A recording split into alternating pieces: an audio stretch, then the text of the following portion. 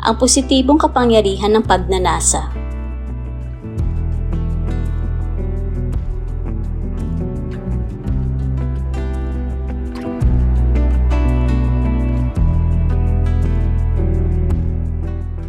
Bago pa lang sa simbahan ko ang binata at ang kanyang asawa.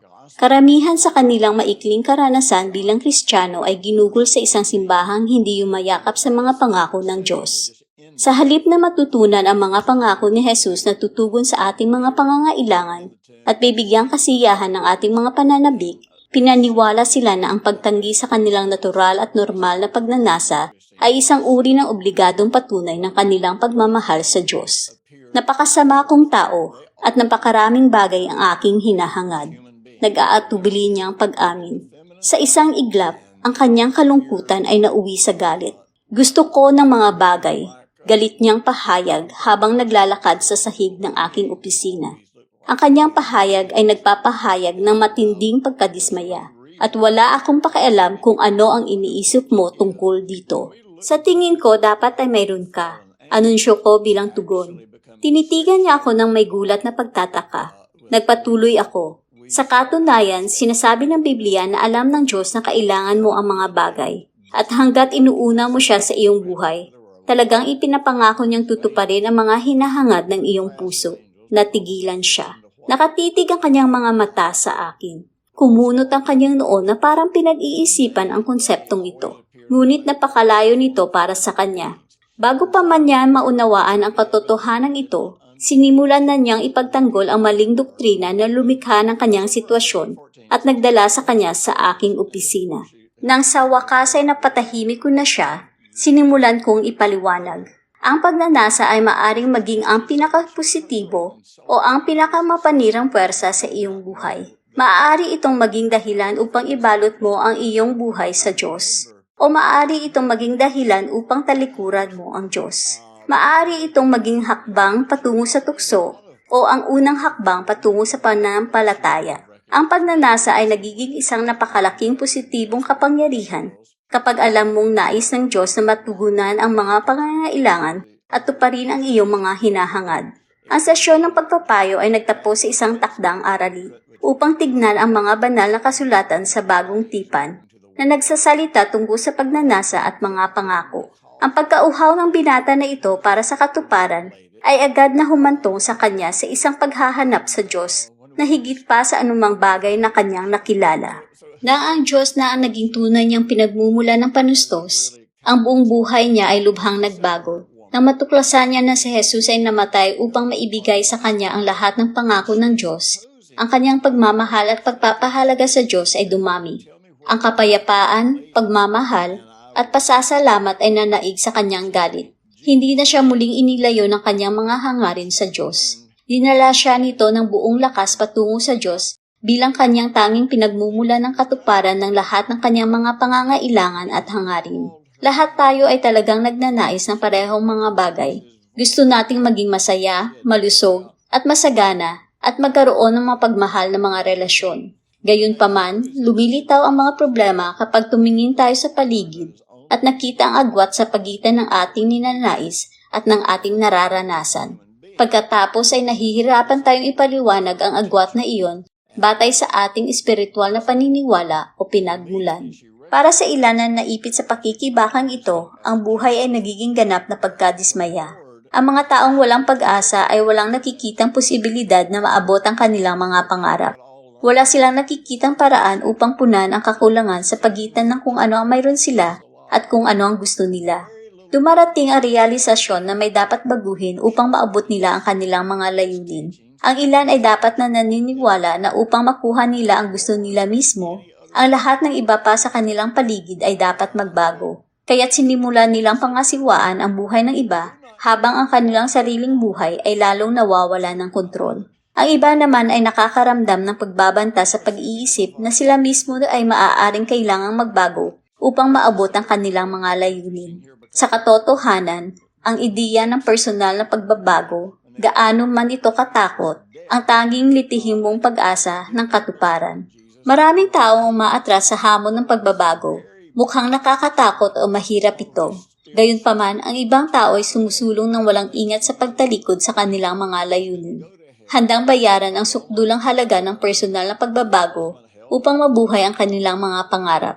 Ano ang nag-uudyok sa mga taong ito na malampasan ang banta ng pagbabago? Ang sagot ay simple, pagnanais.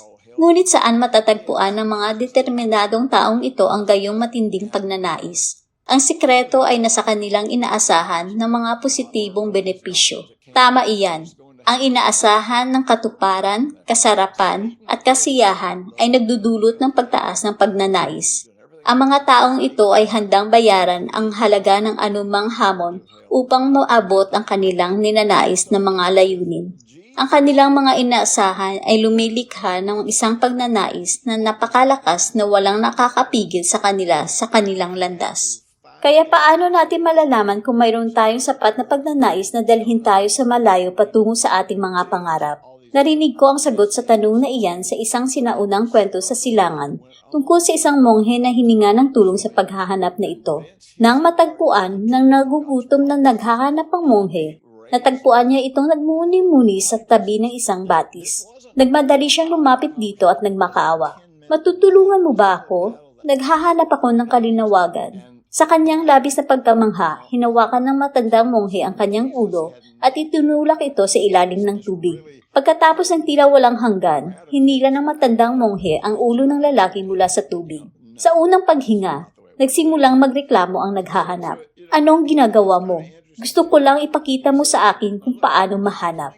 Bago niya natapos ang kanyang pahayag, itinulak lamang ng matandang monghe ang kanyang ulo pabalik sa ilalim ng tubig at hinawakan ito na mas matagal pa. Muli, nang lumitaw ang ulo ng lalaki sa kanyang unang paghinga ay nagreklamo siya at nakipagtalo. Sa ikatatlong pagkakataon, itinulak ng monghe ang kanyang ulo sa ilalim ng tubig at hinawakan ito hanggang sa isipin ng naghahanap na siya ay malulunod. Nang lumabas ang kanyang basang ulo mula sa tubig, napabuntong hininga lamang ang naghahanap. Wala siyang inisip tungkol sa kanyang mga reklamo at argumento. Pinuno niya lamang ang kanyang mga baga ng napakapresong hangin. Pagkatapos ay mahinahong sinabi ng matandang monghe, "Kapag hinahangad mo ang kalinawagan ng kasing tindi ng paghahangad mo sa hininga ng hangin, matatagpuan mo ito. Kapag may gusto tayo ng higit pa sa anumang bagay, matatagpuan natin ito anuman ang halaga." Ganito ang sinabi ng Diyos, "At hahanapin ninyo ako at masusumpungan ninyo ako kapag hinahanap ninyo ako ng buong puso." Jeremias, Kabanata 20, taludtod 13. Kapag malakas ang ating pagnanais, tayo ay lubos na may motibasyon. Nalalampasan natin ang mga balakid. Tumanggi tayong mailihis ng maraming pang-abala gaano man ito katuwiran. Tayo ay determinado. Hindi tayo tatanggihan. Nagtatagumpay tayo sa paghahanap ng mga bagay na ating ninanais kapag hinanap natin ang mga ito ng may pagmamahal. Ang lahat ng iba pa ay nagiging isang walang kabuluhang hangarin. Gayunpaman, karamihan sa atin ay nakakondisyon sa pagpili ng isang pamumuhay kung saan mayroon tayong pinakamalaking kasiyahan at kaunting sakit. Ito ay tinatawag na paninirahan. May mga bagay na nais nating sana ay mayroon tayo, ngunit ang ating pagkondisyon ay pumipigil sa atin na hanapin ang mga ito. May mga bagay na alam nating kailangan natin, ngunit ang mga nakagawi ang pagpili ay pumipigil sa atin na makamit ang mga ito. May mga bagay pa nga na nasanay na tayo na nagdudulot sa atin ng sakit at pagkakasala. Ngunit ang ating takot sa pagbabago ay pumipigil sa atin na makahanap ng kaligtasan mula sa sitwasyon. Madalas na ninanakaw ng buhay ang ating pagnanasa. Para tayong palakas sa kasabihang nasa palayok, araw-araw ang init ay tumataas ng kaunti hanggang sa tayo ay maluto na at hindi malang natin ito namamalayan. Isinusuko natin ang ating mga pangarap sa mga limitasyong tinukoy ng ating karanasan. Isinusuko natin ang ating kapalaran sa isang maliit na pakiramdam ng sarili. Masyado tayo nahuhumaling sa hirap ng buhay, tulad ng palaka sa palayo. Kaya't mas marami tayong bahagi ng ating buhay ang isinusuko sa pagiging pangkaraniwan araw-araw at hindi natin ito namamalayan. Sa makamundong labirintong ito, ang ating mga layunin ay nababawasan sa mga pangarap. Ang ating mga pangarap ay nababawasan sa mga hangarin. At ang ating mga hangarin ay natutunaw sa mga pantasya. Pagkatapos, isang araw, isinasantabi natin ang ating mga pantasya at tinatanggap ang tinatawag nating totoong buhay. Buhay tayo, ngunit patay ang ating mga pangarap. Ang ating mga katawan ay dumadaan sa mga galaw ng pang-araw-araw na gawain, habang ang ating mga puso ay nasasaktan para sa katuparan. Kung ito ang naglalarawan sa iyo, hindi pa huli ang lahat. Para mabawi ang iyong buhay, ang unang bagay na kailangan mong gawin ay buhayin muli ang iyong hangarin. Hayaan mong mangarap muli. Gamitin ang iyong imahinasyon upang isalang-alang ang lahat ng kasiyahan at kaganapan na naghihintay sa pagsasakatuparan ng iyong mga pangarap. Tanggapin ang katotohanan na nais ng Diyos na ipamuhay mo ang iyong mga pangarap habang lumalakad kasama niya. Sa katunayan, nais ng Diyos na mangarap tayo. Bahagi ng kanyang layunin sa paggabay sa atin sa pagbabago ay upang mabuhay natin ang ating mga pangarap. Binanggit ni Propeta Joel ang isang araw kung kailan ang mga matatandang lalaki ay mananaginip na mga panaginip. Joel, Kabanata 2, taludtod 28. Ngayon na ang araw na iyon. Ibinuhos na ang banal na espiritu. Kung ikaw ay nahugasan sa dugo ni Jesus, ang kanyang espiritu ay nasa iyo at nasa iyo. Ibabalik ng banal na espiritu ang iyong mga pangarap at bibigyan ka ng kapangyarihang ipamuhay ang mga ito gaano ka man katanda. Upang buhayin muli ang iyong pagnanasa, dapat mong mabawi ang ilan sa iyong mga pangarap.